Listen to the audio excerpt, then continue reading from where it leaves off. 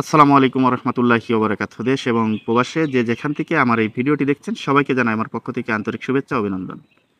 সুপ্রিয় দর্শক শ্রোতা, আপনারা জানেন যে বর্তমান নেট দুনিয়ায় ভাইরাল হয়েছে বর্তমান এই সময় ২০২৫ সালে এসে আপনারা জানেন যে তরমুজ বিক্রেতা রনি, যে কারওয়ান বাজারে তরমুজ বিক্রেতা রনি ভাইরাল হয়েছে।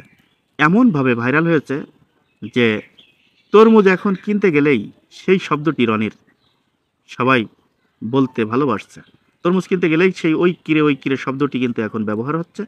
শুধু তাই নয়, প্রত্যেকটা জিনিস কিনতে গেলেই একটু যদি ভালো হয় তাহলে দেখবেন যে সেই রনির সেই ভাইরাল বক্তব্যটি কিন্তু প্রত্যেকটা মানুষ বলতে চাচ্ছে। সেই যাই হোক, মূল কথায় যাওয়া যাক। সেই মূল কথাটি হলো যে রনি ভাইরাল হওয়ার পর রনির কি ভাগ্যের পরিবর্তন হয়েছে? রনির কি ভাগ্যের চাকা খুলে গিয়েছে? এই বিষয়টা কি আসলে আপনারা জানেন? রনি এখন কোন পরিবেশে আছে, কি করছে? রনি কি এখনও তরমুজ বিক্রি করছে, না বিভিন্ন কোম্পানিতে স্পন্সর হিসেবে কাজ করছে? আসলে এটা যদি আপনারা জানেন এবং শোনেন তাহলে রীতিমতো অবাক হবেন। এই ভাইরাল রনি ছেলেটা তরমুজ বিক্রি করে রোজার ভিতরে, বিশেষ করে রোজার ভিতরে তার সংসারটি ভালোই চলছিল।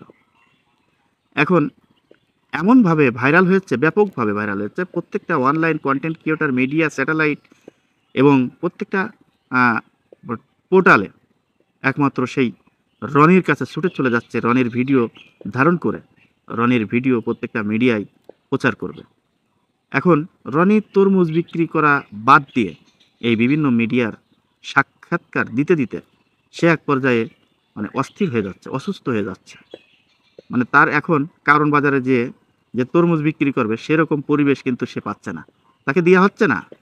সেই রনিকে একটি মোবাইলের শোরুমে আপনারা জানেন যে স্পন্সর হিসেবে নিয়ে যাওয়া হয়েছিল।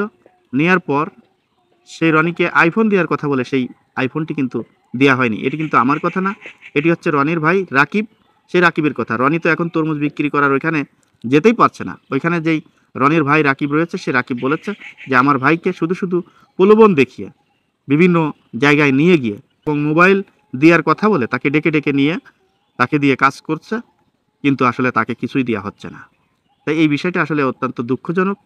রনির মতো আপনারাও যদি ভাইরাল হন, কেউ আসলে কোনো বিষয় থেকে যদি আপনারা কেউ যদি ভাইরাল হয়ে যান, তাহলে রনির মতো এরকম মানুষের কথায় কান না দিয়ে নিজের ব্যবসা প্রতিষ্ঠান ধরে রাখুন। এখান থেকেই দেখবেন যে একদিন ইনশাল্লাহ ভালো কিছু করতে পারবেন। দর্শক, আজ এই পর্যন্তই। পরবর্তী ভিডিও দেখার অনুরোধ জানিয়ে এখানে বিদায় নিচ্ছি। আমি মোহাম্মদ মিতুল হোসেন। আসসালামু আলাইকুম রহমতুল্লাহি ওয়া বারাকাতুহু।